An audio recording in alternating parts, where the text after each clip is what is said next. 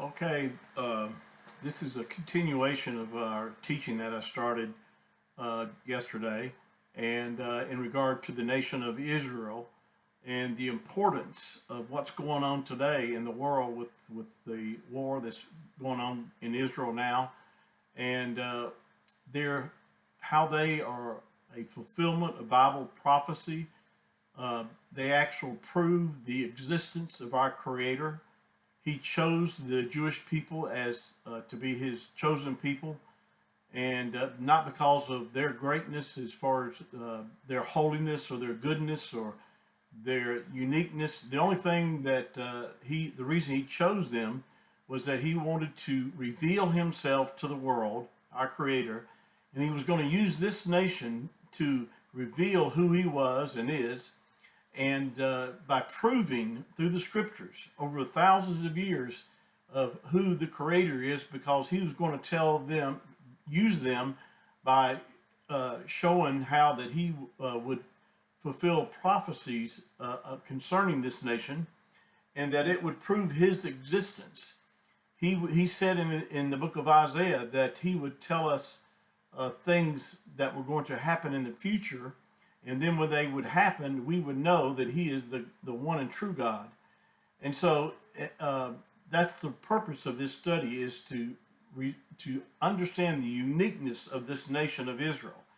And what's going on over there now is so important as unfolding today before our eyes of fulfilling Bible prophecy, proving that there is a Creator and that His name is Yahuwah.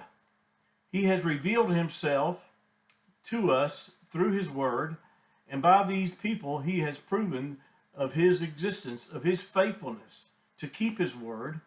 And so we're going to talk about all these different aspects of the nation of Israel and how it affects us as Gentiles, or people who aren't Jewish but who are believers in the Jewish Messiah. And I've shared with you that there are not every Jewish person has rejected the Messiah. There are a remnant that has recognized who the Messiah is. And I've shared with you in my teachings in the past about the church that in Matthew chapter 16, the Messiah, Yahusha, that's His name in Hebrew.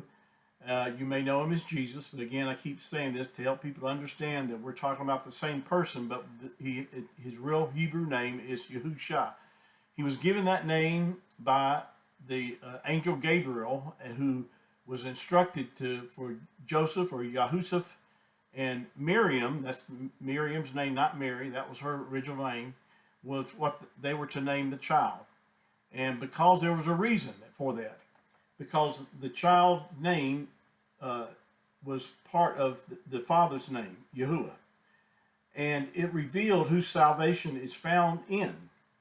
And so that's the reason that these teachings that I've done and others are doing on the importance of the name of the Creator, and the importance of the name of the Messiah. When you begin to understand this, that the Yahushua Himself declared in John chapter 5 verse 43, "I am come in my Father's name."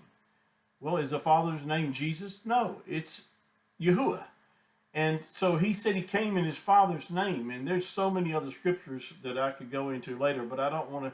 This video is not just to prove to you that His name is Yahusha, but I didn't need to mention that for those who are not familiar with His Hebrew name. And but in the Hebrew culture, by the way, and I've shared this also, that proper Hebrew names, every person who is a Hebrew, their name has a meaning to it. It's not like our culture over here where we just name people like Tom, Dick, or Harry, and those are like labels. They don't have any meaning to them whatsoever. But in the Hebrew culture, every person's name means something. And so it's important to understand that when you understand the greatness of our Creator and His plan of revealing Himself to the whole world. And but He's using the Jewish people, and has been, to reveal Himself of His faithfulness, to keep His word, and to prove that He is the one and only true God, because He's the only one that can tell the future because he's outside of time.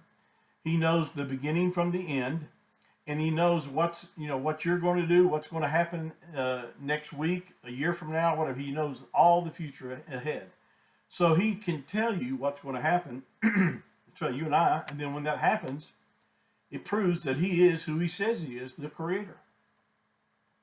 I want to read from my notes at this time, and we're again talking about Israel, and we're going to be talking about the church itself again, and talking about the rapture and so forth.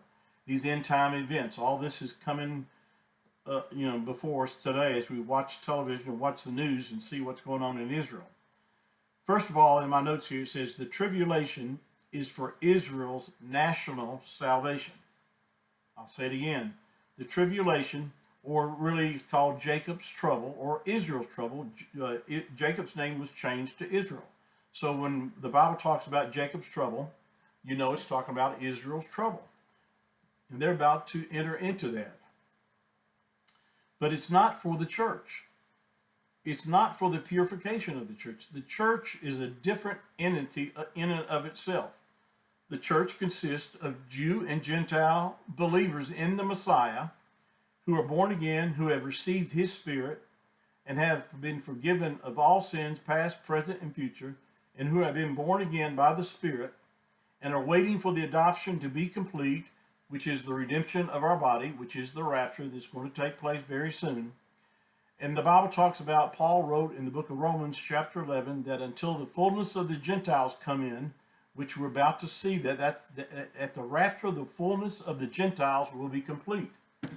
Yahuwah, our Creator, will turn all his attention back toward the nation of Israel, or their Hebrew name is Yasharel, which he gave them their name because they're named after him. This is so beautiful when you see how his name ties into everything.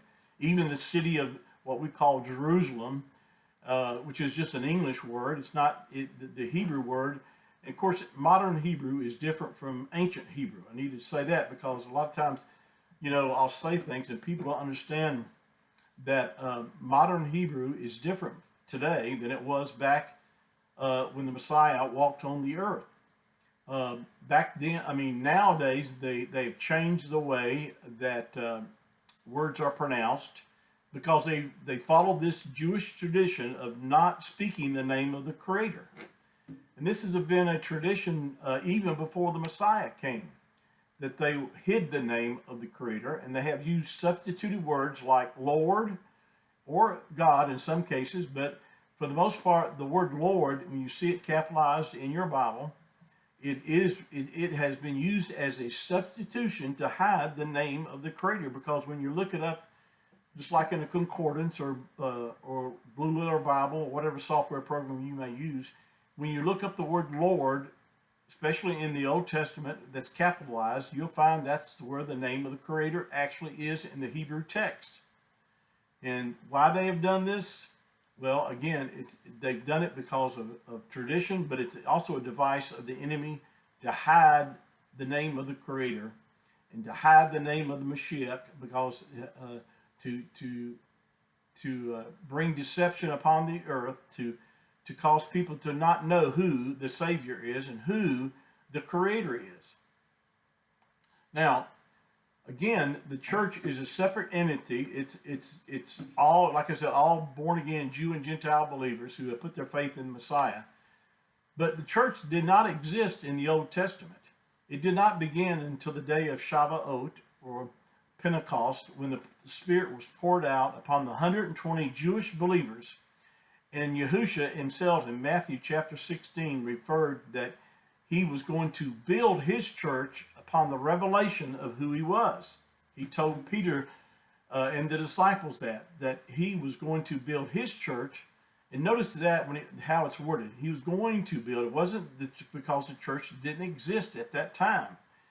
Because it's a separate group of people who are Jew and Gentiles who have put their faith in the Messiah, and his completed work on the cross, and that he was going to build his church upon that revelation of who he was. And I've done a separate teaching on that, where I've gone a lot more detail, so you can research that if you would like to listen to that. But let me continue on these notes here, and then we'll get into some other areas here that I want to get into. But the purpose of the tribulation is Israel's salvation. Yahuwah made a promise to Abraham and Moses that he intends to keep. In the tribulation, Yahuwah will bring about everlasting righteousness and finish their transgression.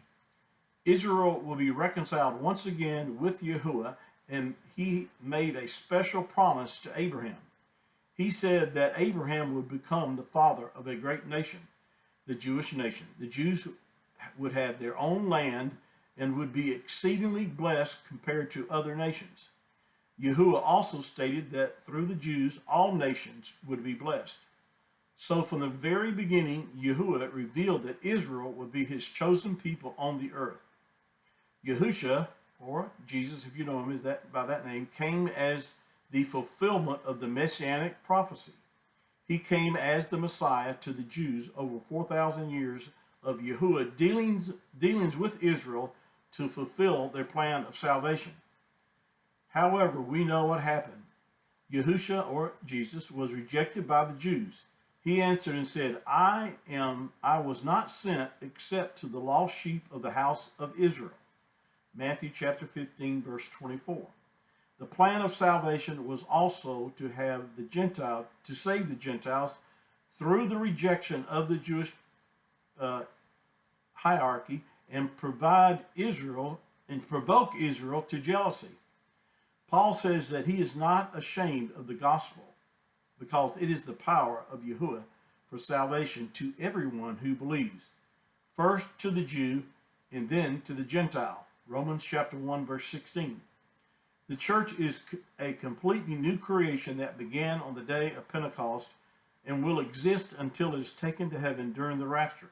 The church is not connected to the blessings and curses intended for Israel. The agreement, promises, and cautions of the Mosaic covenant applied exclusively to Israel. For the past 2,000 years, Israel has been temporarily set aside in Yahuwah's plan, experiencing dispersion. Romans chapter 11. Once the church age of grace, quote, the time of the Gentile, comes to an end with the rapture, the plan of salvation for the Jews will continue. It's not over for them. It will continue during the 7 years of tribulation, or Daniel's 70th week, and we'll talk about that later, which is also known as Daniel's 70th week.